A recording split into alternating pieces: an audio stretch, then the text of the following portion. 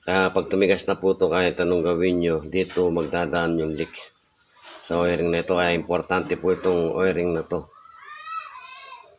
Pagpalit po ito sandali lang. Tapos setting mo po doon sa kung paano mo binunot. Tandaan mo lang po.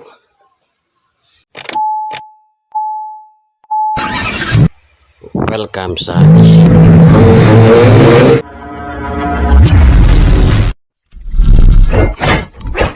For today's video po, papaliwanag ko kung paano magkalas ng distributor kahit na electronic sa mga rebo na bigas, kahit na anong klaseng distributor, basta may granay tulad nito.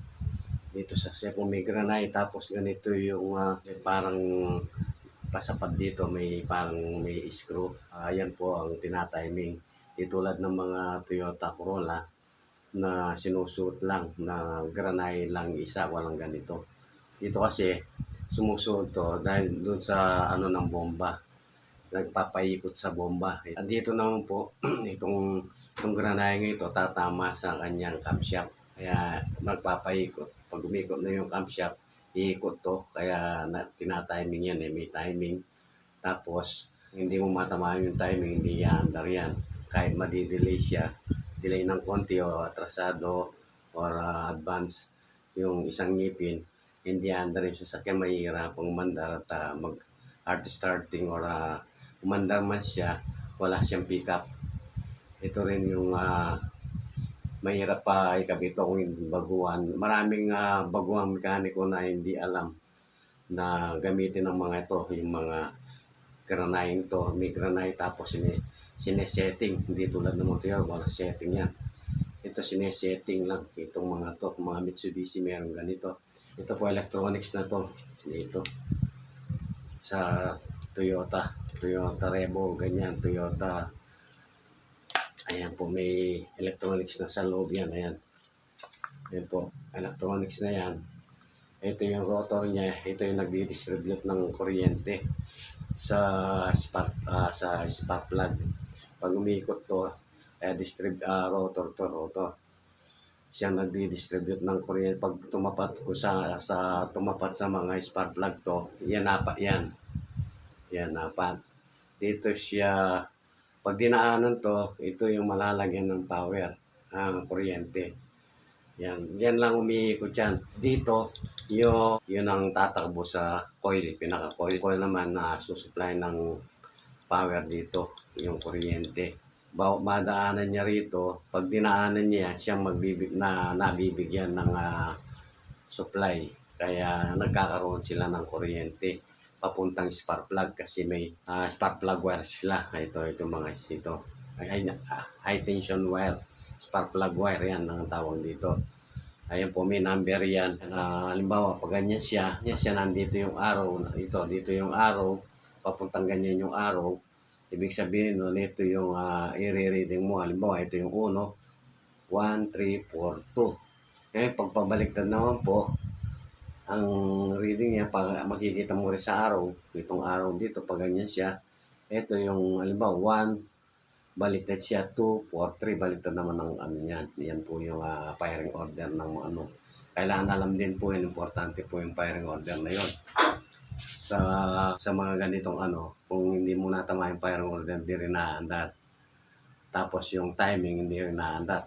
Ang pagta-timing pala rito, halimbawa, pag sinalpak mo ito, yan, nandito yung, halimbawa, dito yung uno mo, kailangan matapat dito sa yung cup. Pag salpak mo ganyan, may lock yun hindi ka maliligaw dito. Ang dumi ng distributor. Halimbawa, ilinagay mo itong cup na to. Halimbawa, itong cup na to. Yan, ilinagay mo dito. I-clip mo yan. Yan. Yan, naka-clip yan. Ayan, halimbawa, ganyan po siya. Ito yung uno mo. Halimbawa, dito yung uno mo. Pag setting mo ng timing, kailangan ito, guwitin mo rito para hindi ka maligaw. Halimbawa, ito sentro nito, yung uno mo to, halimbawa, pag tinatiming mo na bago mo ilagay itong distributor na to, nandito sa gitna yan, sa gitna. Guwitin mo, tapos alisin mo yung cap. Kailangan naka-tap yung piston mo. naka-pyro number 1 ka doon sa piston.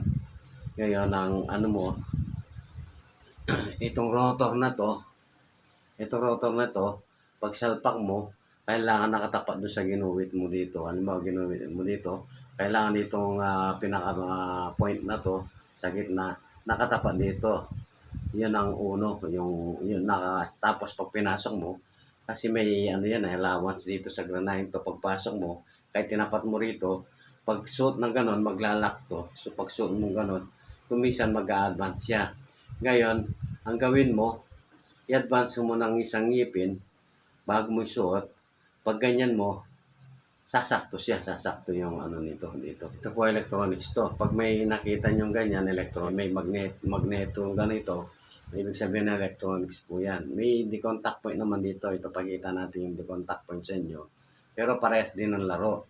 Kaya lang ito, wala ka na sinesetting na contact point. Yung contact point sinesetting pa po kasi kailangan may clearance yan.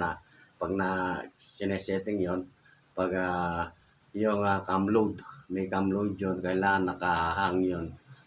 Malalagyan mo ng clearance nun pag sa contact point type. Ito po yung the contact point. Ito siya.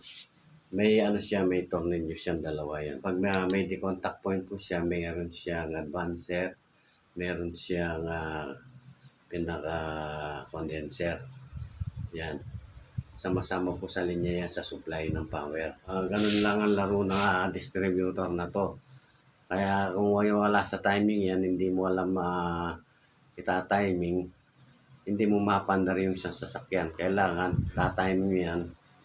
Pag tiniming mo yan, kailangan nakatap yung piston mo. May doon sa pulley ng crankshaft mo, may guide doon. Kaya tapos may makikita kang top 5, 10, 20, 15, 20, may ano ka. Pero ilalagay nyo sa top.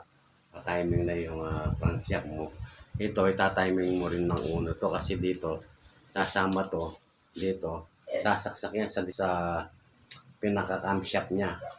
Nakauno yung camshaft mo, tapos kailangan nakauno rin itong distributor mo para sabay pag ikot ng pag-ikot ng makina mo, umikot yung makina mo, madada na yung tres, nakatres yung barbula mo, tapos nakatres din to. Tapos bubuga ng gas sabay pitik ng kuryente. Ito yung magsusupply ng kuryente sa spark plug. Ito. Dahil dito sa kanyang cap, itong cap na to.